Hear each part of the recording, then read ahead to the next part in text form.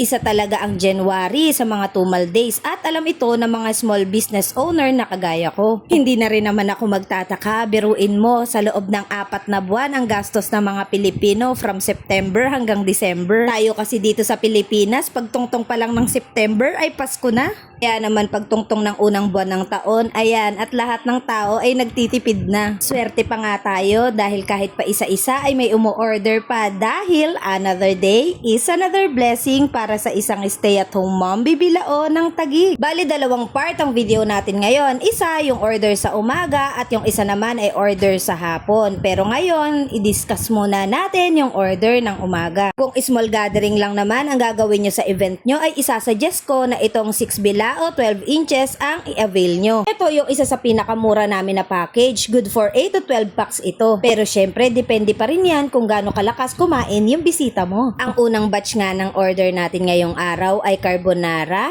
puto, cordon bleu, spaghetti, fish fillet at lumpiang Shanghai. Order na sa The Kitchenette on the Go.